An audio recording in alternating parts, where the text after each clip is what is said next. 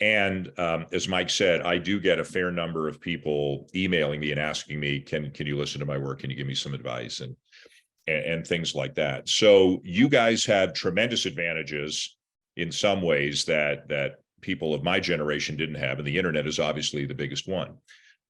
You can do a game and you can clip off the best 4 minutes and you can upload it to a YouTube link and you can let everybody know, hey, here's where to find me. So I think the things that I would advise people at your stage, first of all, be open to anything. I mean, I'm a baseball and a basketball play-by-play announcer. But when I started at that station in Barrie, Ontario, that I told you about, I did the news, the sports cast. There was nothing more than a sports cast. Weather, traffic. I covered the courts. I covered elections. I did the farm report. I did the pet lost and found, the pet patrol. Like I read all of this stuff on the air because I was the low man on the totem pole. And if they said, Dan, would you do this? The answer is yes. Even if you don't know what they're talking about, the answer is yes. And then you say, okay, tell me what I have to do again. And how do I do that? I've never done that before.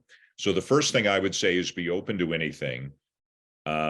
Because firstly, it looks good on you. If your boss knows you're eager to do anything and eager to, go the extra mile and that sort of thing. And you never know what door might open to you. Like I was very lucky. I love baseball and basketball, but I easily could have been a football and a hockey guy.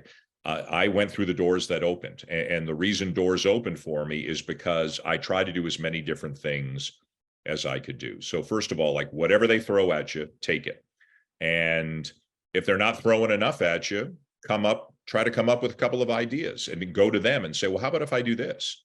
Like, does this add any value to what you're trying to do? I've got some free time. I can do this on the side, and I'd love you to listen to it and see if it works for you. So, flexibility, versatility, enthusiasm, all of those sorts of things.